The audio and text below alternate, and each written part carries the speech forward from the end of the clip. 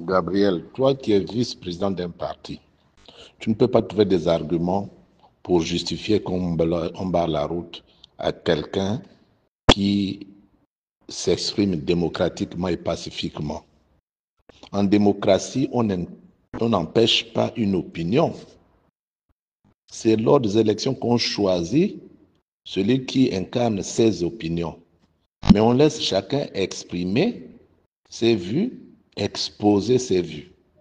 Gabriel, tu ne peux pas trouver un justificatif à ça. Il ne s'agit pas de condamner ou de défendre Alain Claude. Il s'agit de condamner ou de défendre des principes de démocratie. Le principe de libre expression, c'est un principe démocratique.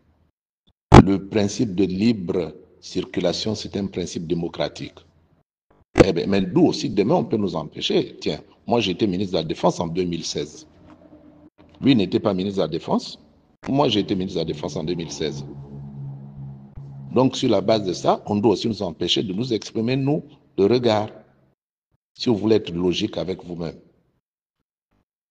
Je pense que nous exprimons plus nos ressentis que des positions intellectuelles, objectives, légalistes. Et c'est ça qui me fait peur. Ce qui me fait peur, c'est que vous êtes prêts à tordre le cou au droit si en face de vous, il y a quelqu'un que vous n'aimez pas.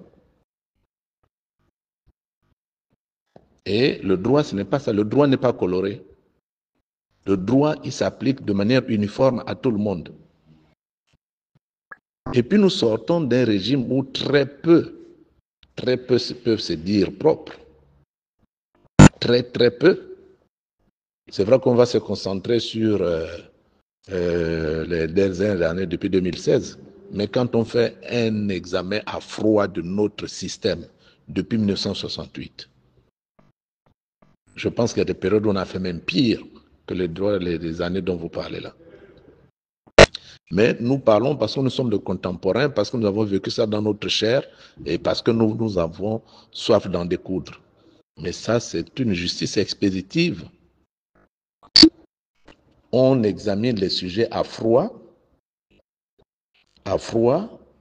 et on regarde les choses avec objectivité. Avec objectivité. Je dis que donc, il faut que nous, on arrête de faire, nous aussi, la politique, parce que, encore une fois, le président de regard était le ministre de la Défense en 2016. Donc, sans avoir enquêté, sans avoir cherché à savoir ce qui s'est passé, certains vont être condamnés comme ça. Non, c'est trop facile. Et puis, encore une fois, nous avons le coup d'État a marqué une rupture entre la période d'avant et les pratiques d'avant et la période dont on rêve demain, qui sera la période de bonne pratique de demain. Si à quelques jours de la fin de la transition, nous continuons d'applaudir des antivaleurs, ça veut dire que la transition n'a servi à rien. Ça veut dire que le coup de la liberté, pour beaucoup d'entre nous, n'a servi à rien. Si c'était pour faire demain ce que les autres faisaient hier, mais en ce moment, on restaure quelle valeur? Mais qui doit rendre compte précisément, Gabriel?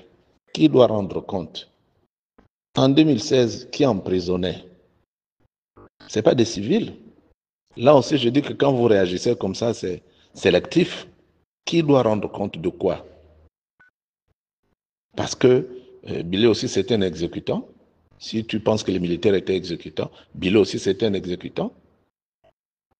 Et on va choisir quel exécutant, on va épargner quel exécutant. Les tortionnaires peuvent être aujourd'hui du côté de CTRI aussi, puisque c'est eux qui avaient le B2, c'est eux qui avaient la DGR, c'est eux qui avaient les services spéciaux en 2016. C'est pourquoi je dis que raisonnons objectivement, tournons la page, laissons les gens s'exprimer et jugeons-les maintenant à partir de leur expression. De toutes les manières, l'opinion est claire.